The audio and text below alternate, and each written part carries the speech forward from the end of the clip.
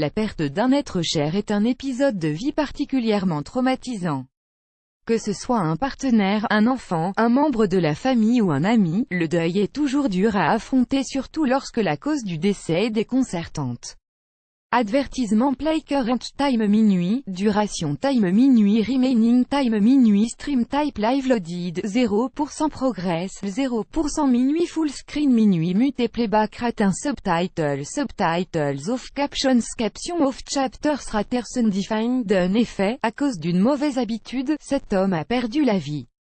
Cette histoire tragique permet de réfléchir sur nos propres comportements et agissements. Faites-vous cette même erreur? Pour le découvrir, voici ce qui est arrivé à Richard Bull et ce qu'il faut en retenir. L'histoire tragique de Richard Bull a The Choice ES Advertise Engine Red Invented by TEADS Choice ES Advertise Engine Red Invented by TEADS. Richard Bull, un homme âgé de 32 ans et vivant à Ealing, dans l'ouest de Londres, est décédé à la suite d'une électrocution alors qu'il chargeait son iPhone et l'utilisait pendant son bain. Sa femme l'a découvert inerte dans la baignoire avec le corps gravement blessé de brûlures à la poitrine, au bras et à la main. Après une enquête menée par le West London Coroner's Court, le verdict a permis de déclarer son décès comme étant une mort accidentelle en date du 11 décembre. La conclusion de l'enquête indique qu'il aurait utilisé une rallonge électrique du couloir jusqu'à la salle de bain afin de le charger et qu'il aurait posé le téléphone portable sur sa poitrine. Lorsque ce dernier est rentré en contact avec l'eau, Richard a été électrocuté. A The Choice ES Advertise Engine Red Invented by TEADS Choice ES Advertise Engine Red Invented by TEADS. Le médecin légiste, Dr. Sean Cummings, chargé de l'affaire, affirme que ces appareils semblent inoffensifs mais qu'ils peuvent être aussi dangereux qu'un sèche-cheveux dans une salle de bain. Il rajoute qu'il est nécessaire que des avertissements soient joints à ces dispositifs électroniques et qu'il a l'intention d'écrire un rapport au fabricant du téléphone en question. La mère de Richard a déclaré auprès d'un journal britannique, The Sun, qu'elle s'inquiétait pour les personnes utilisant régulièrement leur smartphone et en particulier les adolescents, qui sont généralement accros à leur mobile. Elle déclare ne pas savoir à quel point ces appareils électroniques sont dangereux mais qu'elle espère que le drame survenu à son fils puisse sensibiliser les utilisateurs de smartphones. L'addiction au smartphone. En effet, avec l'arrivée du smartphone dans nos vies, notre manière d'agir au quotidien a particulièrement changé et nos réflexes deviennent de plus en plus dangereux.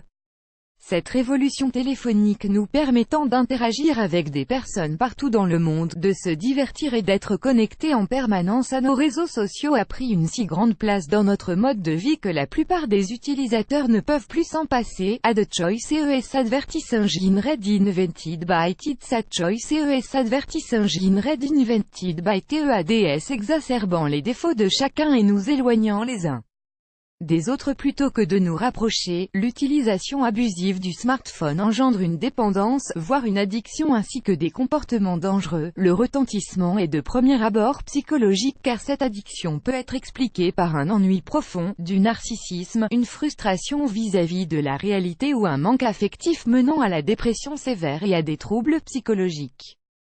Ensuite, cela affecte notre santé et en particulier nos fonctions cérébrales. Notre efficacité et notre capacité de concentration sont mises à l'épreuve étant donné que nous sommes sollicités par un flux intense d'informations et de données.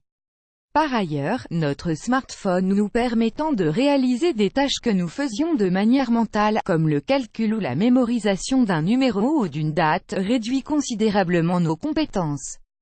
Mais ce n'est pas tout, notre mauvaise utilisation du téléphone portable dégrade la qualité de notre sommeil, ce qui favorise l'anxiété, le stress et diverses affections. Au-delà des conséquences individuelles, cette addiction au téléphone portable crée un conflit intergénérationnel.